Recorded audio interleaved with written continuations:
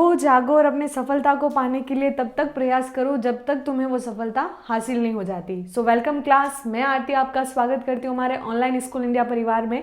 I hope आप सभी लोग अच्छे से स्टडी कर रहे होंगे, अपना ध्यान रख रहे होंगे और बेसिकली मेरी सारी क्लासेस को टाइम टू टाइम देख रहे होंगे और उसी के साथ अपने नोट्स को भी मेंटेन करके रख रहे होंगे और अपनी कंपटीशन की, अपने आने वाले एग्जाम्स की तैयारी बहुत ज़ोरों शोरों से आपने शुरू कर दी होगी। मेरी अगर आपको कोई भी हेल्प चाहिए देन कॉल मी, आप मुझे कभी भी याद कर सकते हैं। ऑनलाइन हमारा जो ऐप है आप उस पर जाके हमें हमारे डाउट्स कमेंट सेक्शन में डाल सकते हैं। उसी के साथ यूट्यूब पे भी हमारा जो चैनल है उसको आप सब्सक्राइब कर लीजिए, वहाँ पे आप अपने डाउट्स डाल सकते हैं। I try my level best. So बढ़ते हैं हमारे चैप्टर की तरफ। हमारा जो चैप्टर अभी हम डिस्कस कर रहे थे, लास्ट क्लास में हमने देखा था खनिज और चट्टानों का निर्माण। खनिज की प्रक्रिया के बारे में हमने कहा था कि पृथ्वी पर 98% जो तत्व हैं वो 8 प्रकार के भागों के खनिजों से बना हुआ है पृथ्वी की भूपरपट्टी, और 2% जो है वो अन्य खनिजों से बनी हुई है। उसमें अगर हम याद करें, आई होप आपको याद हो गया, अगर 4 चीज़ें तो आपको आराम से याद होगी। पहली आपकी ऑक्सीजन, दूसरा आपका लोहा, तीसरा आपका एल्यूमिनियम एंड चौथा आपका कैल्शियम। उसके बाद आप जाते हैं सोडियम, पोटेशियम, मैग्नीशियम और उसी के साथ एक आपका जो और भी था वो आपका सिंपल सा था।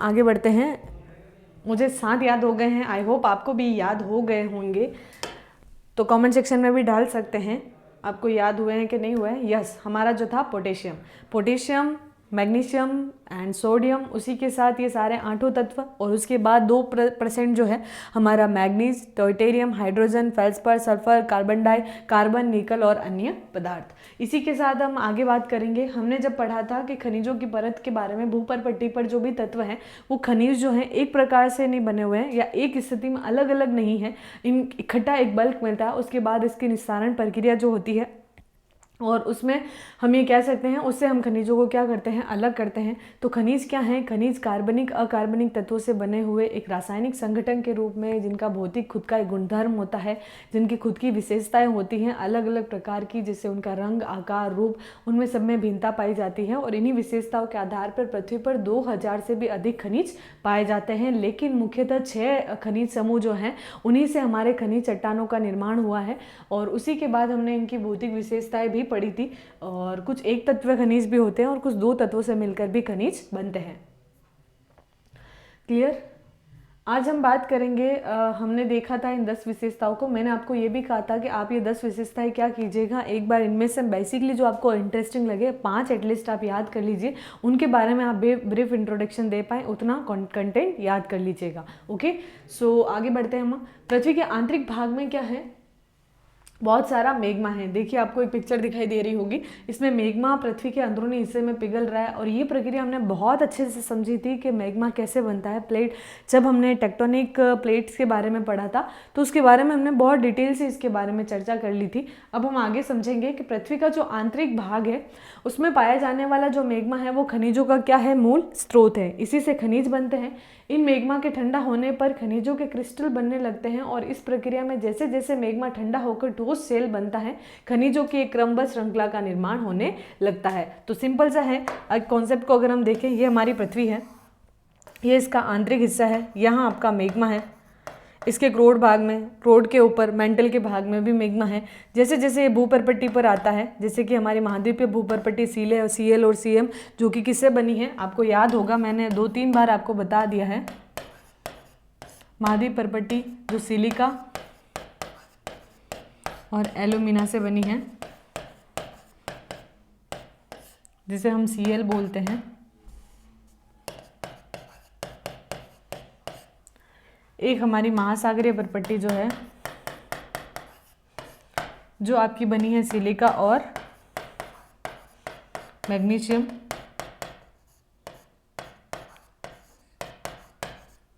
जिसे हम सी में बोलते हैं। एक हमारा नीफे था जिसमें हमने फ्लेस्पर और निकल के बारे में पढ़ा था, जो कि क्रोड का भाग था। नीफे जिसमें निकल और आपका फेल्सपर।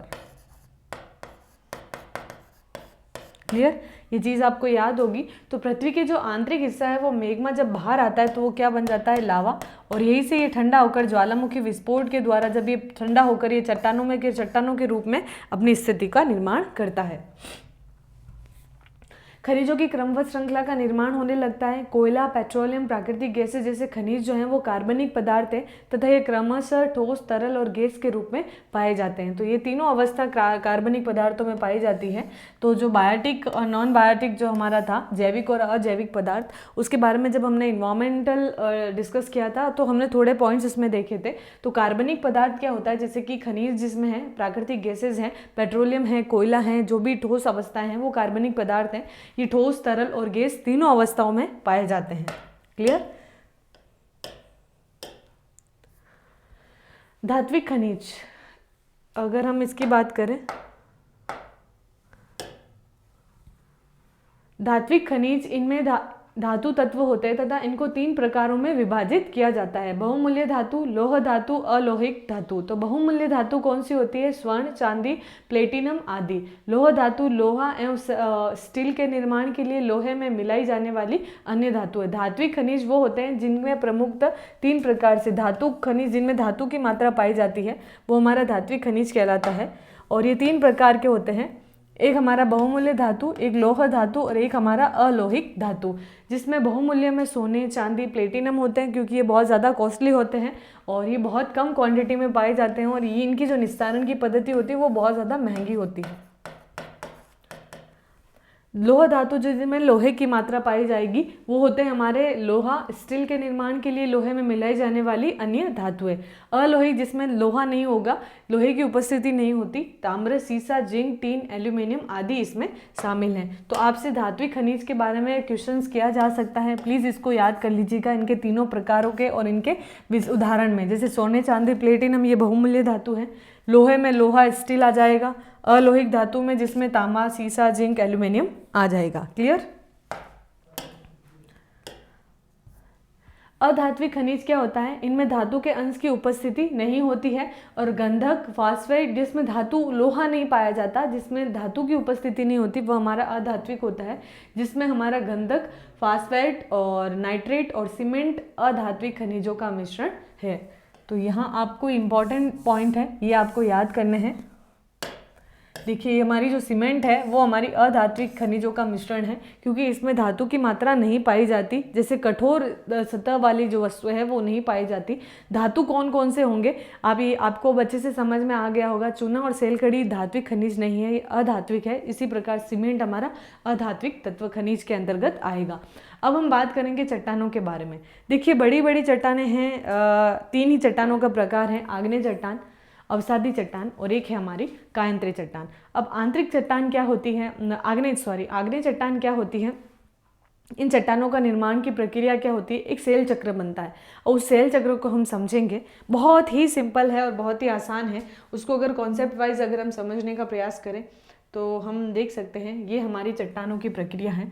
अब आप समझिएगा एक पूरी स्थिति के बारे में। चट्टान सिर्फ 1 या 2 दिन में नहीं बनती या 1 या 2 साल उसको नहीं लगते, हजारों वर्ष लग जाते हैं। अगर हम ये कहें चट्टान, खनिजों को हमने देख लिया। वैसे हालांकि इसमें आपको डिटेल से कुछ खनिजों के प्रकार नहीं बताए हैं तो मैंने इसको डिटेलिंग नहीं दी है क्योंकि एग्जाम पॉइंट ऑफ व्यू से हमें क्लास 11th ही क्लियर करना है। यदि आप कंपटीशन की तैयारी कर रहे होते तो यहाँ कई सारे इंपॉर्टेंट खनिज हो जाते हैं जिनको डिटेल से समझना बहुत ज़रूरी था। लेकिन अभी हम सिर्फ और सिर्फ क्लासेस के अकॉर्डिंग पढ़ रहे हैं, क्लास 11th के लिए पढ़ रहे हैं, तो हम ज़्यादा कंटेंट इकट्ठा नहीं करेंगे ताकि, क्योंकि हमें सिर्फ और सिर्फ एक सब्जेक्ट या एक बुक ही नहीं पढ़नी है, हमें 3 सब्जेक्ट पढ़ने हैं और पर सब्जेक्ट की 2-2 बुक्स है। तो उसको हमें ये सोच के ही कंटेंट अपने माइंड में सेट करना है। तो जितना अभी आपको बताया जा रहा है, जितनी चीज़ें मैं करवा रही हूँ, मेरी पूरी कोशिश यही है कि मेरा टारगेट मैं आपको कंप्लीट जो मैंने समझाया था या जो मैंने आपसे प्रॉमिस किया था उसी वे से मैं आपको पढ़ा रही हूँ। तो प्लीज़ आप उसको डिटेलिंग में। तो जो हमारा धात्विक खनिज है, अगर हम उनको कहें जिसमें धातु की मात्रा पाई जाती है, वो हमारे धात्विक खनिज होते हैं। और अधात्विक खनिज वो होंगे जिसमें धातु की उपस्थिति नहीं होगी, जिसमें गंधक हो जाएगा, फास्फेट हो जाएगा और आपकी हो जाएगी सीमेंट और अधात्विक खनिज। फिर उसके बाद हम बात करेंगे चट्टानों के बारे में। चट्टानों की अगर हम प्रक्रिया की बात करें तो हम उस पर डिस्कस कर लेते हैं एक बार।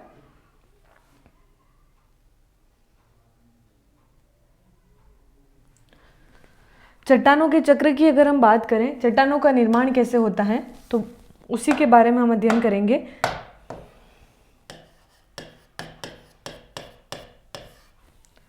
चट्टान जो है उनके निर्माण की एक प्रक्रिया जो होती है, जिसे हम सेल भी बोलते हैं। पृथ्वी के अंदर मेग्मा जो है, लावा, जब इनमें घर्षण होता है, घर्षण की वजह से क्या होता है, बल लगता है, अंतर्जनित जो हमारा बल होता है, अंतर्जनित बल, जस्ट अ मिनट,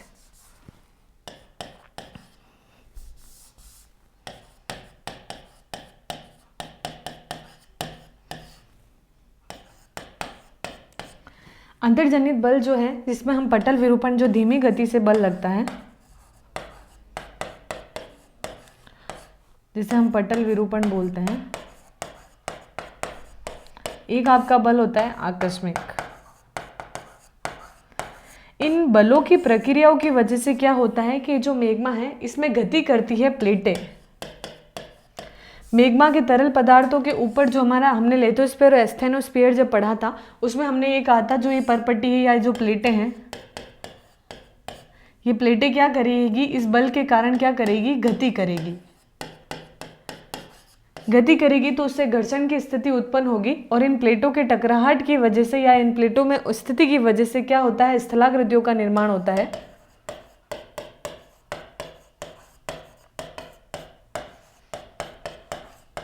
निर्माण, और इन्हीं स्थलाकृतियों में, जैसे कि इन स्थलाकृतियों का निर्माण होता है तो इनके आंतरिक हिस्सों में क्या होता है, मेग्मा इकट्ठा हो जाता है।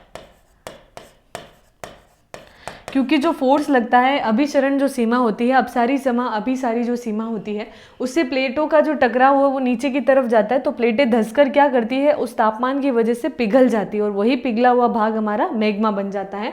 और ये मेग्मा यहाँ इकट्ठा होकर जब गति करता है तो इसमें एक बल लगने की वजह से ये क्या होता है, विस्फोट होता है। मैं वापस आपको सारी कॉन्सेप्ट समझा रही हूँ टू द पॉइंट। विस्फोट की वजह से ये मेग्मा क्या करेगा, ज्वालामुखी के रूप में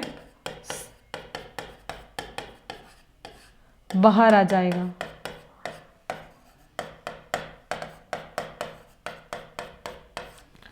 ज्वालामुखी के रूप में ये बाहर आ जाएगा, और बाहर आकर ये क्या करेगा, स्थल के तापमान से, स्थल का जो तापमान होता है,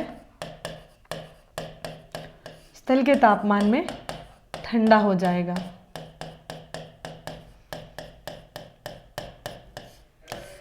स्थल के तापमान में ठंडा होकर चट्टानों का निर्माण करेगा।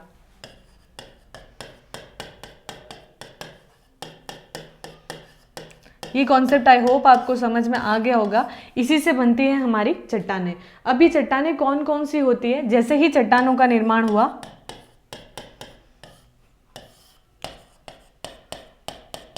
आग्नेय,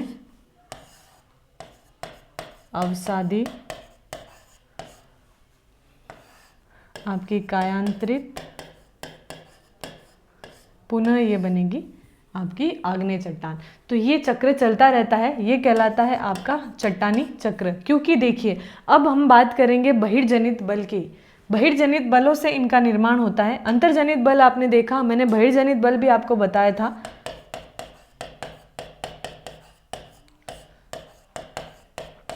बहिर्जनित जो बल होता है वो बल क्या करता है, ये बल गति करवाता है अपक्षय और अपर्दन को, वह अपर्दन।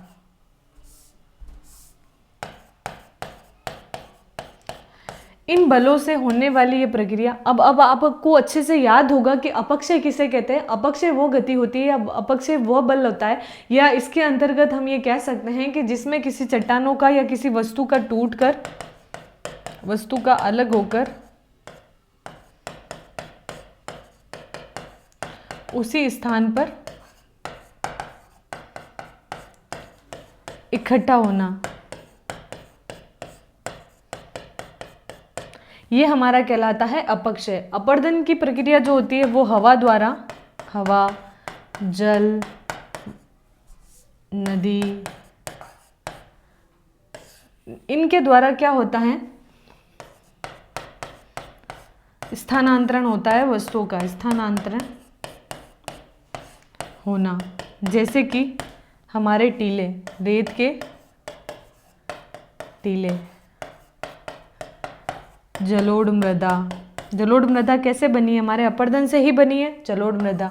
मिट्टियों को बहाकर नदियों द्वारा लाकर एक जगह पे सेडिमेंट को इकट्ठा कर देना, सेडिमेंट को, वो हमारी जलोढ़ मृदा का निर्माण की प्रक्रिया होती है। तो ये अपरदन की प्रक्रिया होती है। अब इन्हीं से हमारे चट्टानों की प्रक्रिया शुरू होती है, जैसे कि ये बनती है आपकी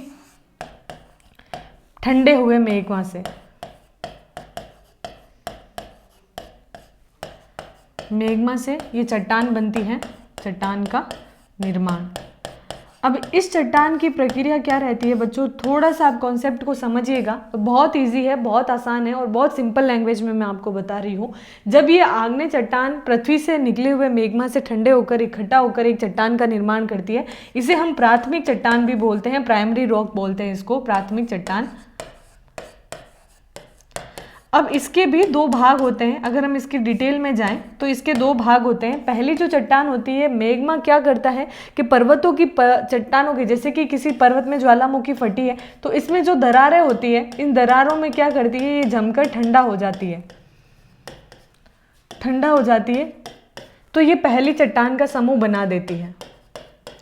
दूसरा, इसके क्षेत्र के बाहर की तरफ जो चट्टान बनती है, बाहर के क्षेत्र में, वो हमारी बाहरी आग्नेय चट्टान कहलाती है।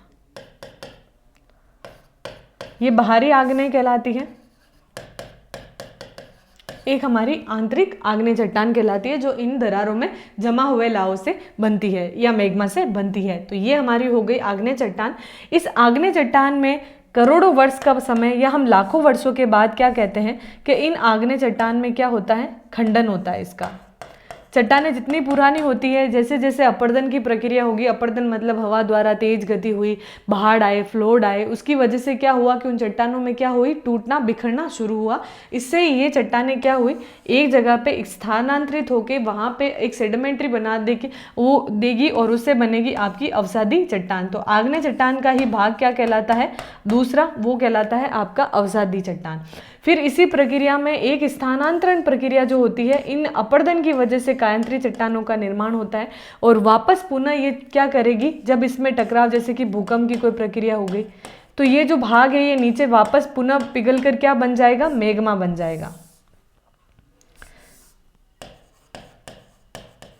तो जो मिट्टी या जो पदार्थ, जो कण इकट्ठा हुए, वो कण वापस क्या करेंगे, पृथ्वी में चले जाएंगे और वो पृथ्वी में जाकर क्या करेंगे, वापस पिघलेंगे और मेग्मा बनकर पुनः आग्नेय चट्टान का निर्माण करेंगे। तो यही कहलाता है हमारा चट्टानी चक्र। अब इसको सिंपल वे में समझिए। आग्नेय चट्टान सबसे पहले बनती है, फिर उसमें सेडिमेंट्स होते हैं, उससे हम सेडिमेंट्री रॉक्स बनती है, वो होती है आपकी अवसादी चट्टान। उस अवसादी चट्टान से अपरदन की प्रक्रिया होती है, वो धूल कण, जो बारीक कण होते हैं, वो एक स्थान से दूसरे स्थान पर जाकर एक इकट्ठा चट्टान का निर्माण करते हैं, वो होती है आपकी कायांतरी चट्टान। इस कायांतरी चट्टान के बढ़ने से ये चट्टान जो होती है पतली परत होती है और इसमें जैसे ही कुछ गतिविधि हुई, ये चट्टान क्या करती है, पुनः नीचे धंस जाती है और ये मेग्मा में फैलकर ये पिघल जाती है और पुनः ये आग्नेय चट्टान बन जाती है। तो यही कहलाता है हमारा चट्टानी चक्र। आई होप आपको ये इजी कॉन्सेप्ट समझ में आ गया होगा। अब हम पढ़ेंगे इसकी बुक की लैंग्वेज। सेलें जो हैं, पृथ्वी की परपट्टी सेलों से बनी है। सेलों का निर्माण एक या एक से अधिक खनिजों से मिलकर होता है। सेल कठोर या नरम तथा विभिन्न रंगों की हो सकती है, जैसे कि ग्रेनाइट कठोर है और सेल खरी नरम है। तो गैब्रो काला तथा क्वार्टरजाइट दूधिया श्वेत हो सकता है। सेलों में खनिज घटकों का कोई निश्चित संगठन नहीं होता, बिल्कुल नहीं होता, क्योंकि एक संगठन जब होता है वो खनिजों के बाहर निकलने की प्रक्रिया के बाद संगठन बनता है। चट्टानों में कोई संगठन नहीं होता है, क्योंकि ये एक सारे बल के साथ कार्य करती है। जब आप माइंस की प्रक्रिया देखेंगे, खुदाई की प्रक्रिया देखेंगे, तो जब उनकी खुदाई होती है तो बहुत सारे पत्थर निकाला जाता है। उस पत्थर से एक बड़ा सा पत्थर होता है, उस पत्थरों में से बहुत सारे खनिज निकालकर उसको अलग किया जाता है। तो सेलों में सामान्यतः पाए जाने वाले खनिज जो हैं वो फेल्सपर और क्वार्टरजाइट है। क्वार्टरजाइट फेल्सपर जो है पृथ्वी की परपट्टी पर 50% पाए जाते हैं, ये आपको अच्छे से पता होगा। देन उसके बाद जो है हमारा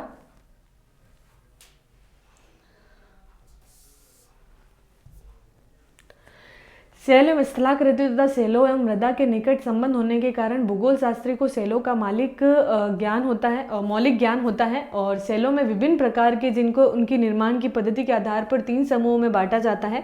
आग्नेय सेल जो मेग्मा तथा लावा से घनीभूत होती है, अवसायित सेल जो बहिर्जनित प्रक्रिया होती है उसके द्वारा बनती है निक्षेपण का परिणाम, और कायांतरित सेल जो है उपस्थित सेलों में पुनः क्रिस्टलीकरण होता है उसी प्रक्रिया से निर्मित होती है। तो अवसादी चट्टान जो है बहिर्जनित प्रक्रिया जैसे कि एक स्थान से दूसरे स्थान पर इकट्ठा होकर बनने से बनती है। तीसरी कायांतरित जो सेल है वो आपकी पुनः क्रिस्टलीकरण होता है, यानी पुनः ये नीचे दबकर क्या मेग्मा का रूप ले लेती है और इससे वापस पुनः आग्नेय चट्टान का निर्माण होता है। देखिए ये हमारी है चट्टानों के प्रकार, ये हमारी आग्नेय चट्टान, ये अवसादी, इनके कलर्स देखिए। एक सेडिमेंट्री जो है इकट्ठा होकर कितनी सारी चीज़ों को बल्क में इकट्ठा करके फिर ये पुनः चक्रण की प्रक्रिया चलने लग जाती है। पेट्रोलॉजी क्या होता है? पेट्रोलॉजी जैसे कि हम बोलते हैं साइंस में जैसे जूलॉजी, जंतुओं का अध्ययन, तो ये इन सारी चीज़ों के साथ ही पेट्रोलॉजी का मतलब होता है किसी चट्टान का अध्ययन करना, किसी सेलों का अध्ययन करना ही हमारा क्या है? पेट्रोलॉजी है। सेलों का विज्ञान पेट्रोलॉजी कहलाता है। एक पेट्रो यानी शास्त्री सेलों के विभिन्न स्वरूपों का अध्ययन करता है, जैसे खनिजों की संरचना कैसे हुई, उसका बनावट कैसे हुआ, एक स्रोत कहाँ से प्राप्त हुए, परिवर्तन में दूसरी सेलों के साथ उसका क्या अंतर संबंध है। तो उन सारी चीज़ों का यानी कुल मिला के जिससे हम चट्टानों का अध्ययन करते हैं उसे हम क्या बोलेंगे? पेट्रोलॉजी बोलेंगे। तो एग्जाम में आपको पेट्रोलॉजी के बारे में ऑब्जेक्टिव क्वेश्चन पूछ सकता है, निम्न में से कौन सा अध्ययन चट्टानी अध्ययन कहलाता है? तो पेट्रोलॉजी जो है वो आपका सेलों का अध्ययन या चट्टानी अध्ययन कहलाता है।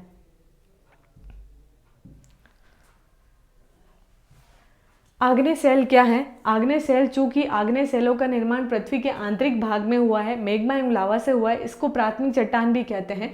मेग्मा में ठंडे होकर घनीभूत हो जाने पर आग्नेय चट्टान का निर्माण होता है और स्पेशली इसे इग्नुएस भी कहा जाता है। इग्नुएस का अर्थ होता है अग्नि, यानी अग्नि से जो बनी है उसे हम इग्नुएस बोलते हैं। मेग्मा के विषय में तो आप जानते ही होंगे, ये अपनी ऊपरी गामी गति में मेग्मा ठंडा होकर ठोस बन जाता है और आग्नेय सेल कहलाता है। ठंडा तथा ठोस बनने की यह प्रक्रिया पृथ्वी की परपट्टी या पृथ्वी के सतह पर हो सकती है। क्लियर? आग्नेय सेलों का वर्गीकरण इनकी बनावट के आधार पर किया जाता है। इनकी बनावट और अवस्था के आधार पर भौतिक अवस्था पर निर्भर करती है। तो इनकी भौतिक अवस्था कैसी होती है उस पर इसकी निर्भरता रहती है। यदि पिघले हुए पदार्थ धीरे धीरे गहराई तथा ठंडा होते हैं तो खनिजों के कण पर्याप्त बड़े हो सकते हैं। सतह पर हुई आकस्मिक शीतलता के कारण छोटे एवं चिकने कण बनते हैं। शीतलता की मध्यम परिस्थितियां होने पर आग्नेय सेल को बनाने वाले कण मध्यम आकार के हो सकते हैं। ग्रेनाइट, गैब्रो, पैरामाइट, बेसाल्ट, ज्वालामुखी, ब्रेशिया तथा ट्रफ आग्नेय चट्टानों के उदाहरण हैं। तो प्लीज़ इन उदाहरणों को आप 2 उदाहरण एटलीस्ट याद रखिएगा। आग्नेय चट्टान की प्रक्रिया अब आपको समझ में आ गई और ये कैसे बनती है ये आप लिख लीजिएगा। इसमें इंपॉर्टेंट क्या होगा? इग्नुएस यानी अग्नि से निर्मित, मेग्मा और लावा से निर्मित। दूसरा इसमें आप लिखिएगा कि ये भौतिक परपट्टी की सतह पर पाई जाती है। इसमें भौतिक अवस्थाओं पर निर्भर करती है और जितनी ये गहराई पर ठंडी होती है इनके कण बड़े पर्याप्त होते हैं और बहुत बड़ी मात्रा में ये पाई जाती है क्योंकि इसमें कोई परिवर्तन नहीं होता, ये सीधे बनती है। तो इसमें कौन कौन सी चीज़ें हैं? बेसाल्ट, ग्रेबो, पैरामाइट, ये प्रमुख इसके उदाहरण हैं। क्लियर? अब हम बात करेंगे सेडिमेंट्री रॉक्स, अवसादी चट्टान। ये इसकी व्युत्पत्ति लैटिन भाषा के सेडिमेंट से हुई है जिसका अर्थ होता है व्यवस्थित होना। पृथ्वी की सतह की सेलें आग्नेय, अवसादी और कायांतरित अपक्षयकारी कारकों से प्रति अनावृत हैं। तो आपको इसमें चट्टान दिखाई दे रही होगी, ये अपरदन से बनी है, ये चट्टान इकट्ठे होकर बनी है विभिन्न आकार के विखंडों में। आप प्लीज़ ये मत समझिएगा कि आज ही चट्टान टूटी और आज ही अवसादी बन गई, बिल्कुल नहीं। बहुत हजारों करोड़ों समय का एक पीरियड काल होता है, उसके बाद ही इन चट्टानों की परिवर्तन होता है इन चट्टानों की स्थिति में। तो अवसादी चट्टान, आग्नेय चट्टान, कायांतरित उपस्थित तो है लेकिन ये बहुत लंबी प्रक्रिया के बाद बनी है, तो इनको और बनने में बहुत ज़्यादा समय लगेंगे। इसीलिए ये हमारे लिए बहुत ज़्यादा बहुमूल्य हो जाते हैं क्योंकि इनको बनने की गति बहुत ज़्यादा धीमी है और बहुत एक लंबी प्रोसेसिंग के द्वारा ये प्रक्रिया पूर्ण होती है।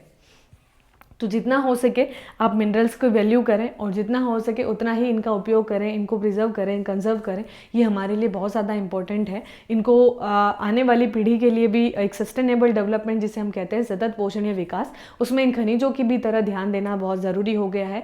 आज अगर हम इनको ज़्यादा प्रयोग में लेंगे तो आने वाले समय में ये लुप्त अवस्था में हो जाएंगे और इनको बनने में बहुत लंबा समय लगता है।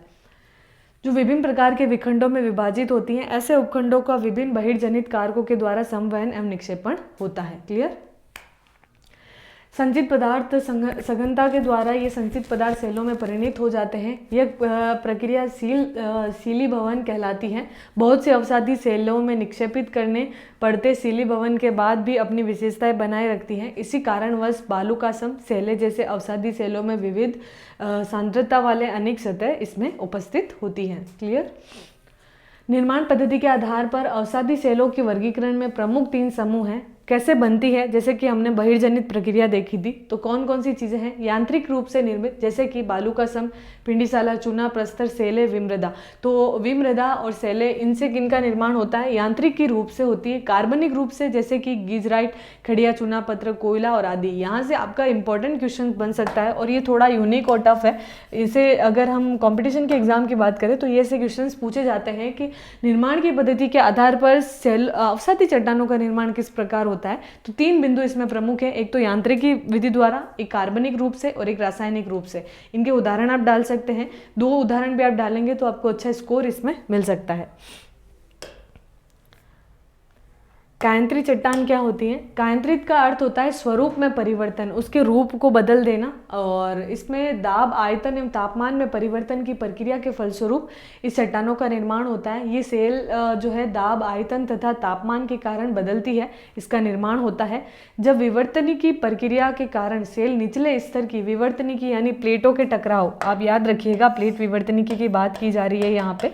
प्लेटों में जब टकराव की प्रक्रिया होती है उसके सेल नीचे स्तर की, और जो नीचे स्तर की, क्योंकि जिसका घनत्व कम होगा वो नीचे दबेगी, सिंपल है। तो नीचे स्तर की जो बलपूर्वक खिसक जाती है और या भूपृष्ठ पर एक ऊपर उठा हुआ पिघला हुआ मेग्मा भूपृष्ठीय सेलों के संपर्क में आ जाता है, और यह जब ये ऊपरी सेलों के कारण निचली सेलों पर अत्यधिक दाब पड़ता है तो यह कायांतरण हो जाता है, इसमें परिवर्तन हो जाता है। कैसे होता है कि प्लेट की जो प्रक्रिया है, आप देखिए 2 प्लेटें जब आपस में टकरा रही है तो जिसका घनत्व कम होगा, मान लीजिए ये एक प्लेट है और ये प्लेट आपस में टकरा रही है, तो जिसका घनत्व कम होगा वो क्या करेगी, नीचे की तरफ चली जाएगी और एक भाग आपका ऊपर की तरफ हो जाएगा। तो बलपूर्वक खिसकने की वजह से इसका जो भूपृष्ठ ऊपर उठता है उससे पिघला हुआ मेग्मा क्या करेगा, क्योंकि कुछ पिघला हुआ मेग्मा यहाँ पे उपस्थित होगा, जब वो चट्टान ऊपर खिसकेगी तो मेग्मा का भाग इस पर आएगा और इस मेग्मा क्या, ये पिघला हुआ मेग्मा इस चट्टान के संपर्क में आ जाता है और इससे क्या होता है कि ऊपरी सेलों के कारण निचली सेलों पर अत्यधिक दाब पड़ता है और ये कायांतरित हो जाता है। मीन्स कि ये बदल कर क्या करेगा, मेग्मा में परिवर्तित हो जाता है जब इसमें टकराहट होती है। इस प्रक्रिया कायांतरण की वह प्रक्रिया जिसमें समेकित सेलों में पुनः क्रिस्टलीकरण होता है तथा वास्तविक सेलों में पदार्थ पुनः संगठित हो जाता है बिना किसी विशेष रासायनिक परिवर्तनों के टूटने एवं पिसने के कारण वास्तविक सेलों में यांत्रिक व्यवधान आ जाता है और इनका पुनः संगठन होता है, तो गतिशील कायांतरित कहलाता है। तो वही प्रक्रिया है चट्टानों के द्वारा, उसमें कायांतरण के कारण सेलों के पदार्थों में रासायनिक परिवर्तन और पुनः क्रिस्टलीकरण होता है। उसमें कायांतरण के 2 प्रकार होते हैं, जैसे कि गर्मी और हीट की वजह से ये चीज़ें होती हैं। संपर्क कायांतरण एवं प्रादेशिक कायांतरण। संपर्क रूपांतरण क्या होता है, जिसमें सेल गर्म होकर ऊपर आते हुए मेग्मा एवं लावा से संपर्क में आ जाती है और इससे उच्च तापमान सेलों के पदार्थों का पुनः क्रिस्टलीकरण हो जाता है, यानी पुनः उसमें मेल्ट हो जाती है।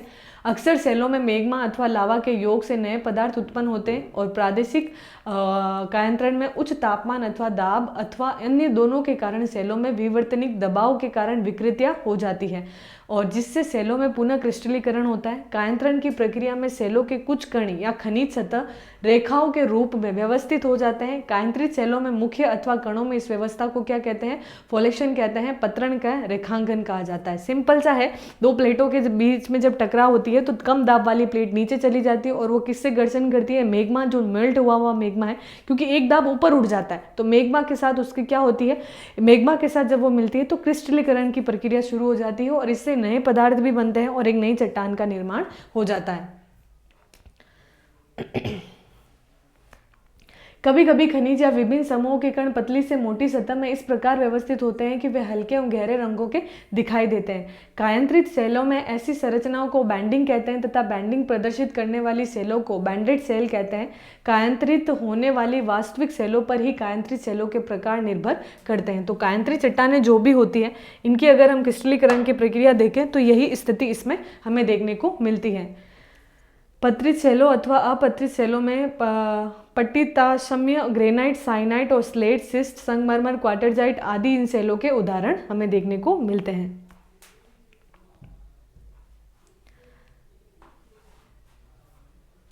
शैली चक्र ये हमने अच्छे से समझ लिया था। सेल अपने मूल रूप से अधिक समय तक नहीं रहती बल्कि परिवर्तित होती रहती है। शैली चक्र को सतत प्रक्रिया कहते हैं जिसमें पुरानी सेलें परिवर्तित होकर नवीन रूप ले लेती है। आग्नेय सेल प्राथमिक सेल है। अवसादी सेल प्राथमिक सेलों से ही निर्मित होती है और आग्नेय सेलों को कायंत्री सेलों में परिवर्तित किया जाता है। आग्नेय कायंत्री सेलों से प्राप्त अंशों से अवसादी सेलों का निर्माण होता है और अवसादी सेलें उपखंडों में परिवर्तित हो जाती है और उपखंड अवसादी सेलों का निर्माण एक स्रोत के रूप में करते हैं। अगर हम इसकी सेडिमेंट्री को समझेंगे तो यहाँ एक डायग्राम भी दे रखा है, उसको हम समझ लेंगे। निर्माण की भूपृष्ठीय सेलें प्रत्यावर्तन के द्वारा पृथ्वी के आंतरिक भाग के नीचे की ओर आ जा सकती है। पूर्ण भार संस्करण पत्रक के द्वारा पृथ्वी के आंतरिक भागों में तापमान बढ़ने के कारण ये पिघलकर मैग्मा में पुनः परिवर्तित हो जाती है। यानी सिंपल लैंग्वेज में मैंने आपको इसमें समझा दिया था। जैसे कि इसको अगर हम समझें तो ये देखिए हमारा मैग्मा है। मैग्मा पिंडन के अग्नि और अपक्षन अपर्दन के द्वारा क्या होता है, अवसादी सेल पुनः कायंत्रित होकर कायंत्रित सेल और इसका गलन होकर पुनः मैग्मा बन जाता है। तो आई होप आपको ये कॉन्सेप्ट समझ में आ गया होगा। बहुत सिंपल चैप्टर था हमारा। कुछ भी डाउट्स रहता है तो आप कमेंट सेक्शन में अपने डाउट्स डाल दीजिए। बहुत ईजी वे से हमने इसको कंप्लीट कर दिया है। सो मिलते हैं हम हमारे नेक्स्ट चैप्टर में और नई एनर्जी के साथ। Take care yourself. Good bye.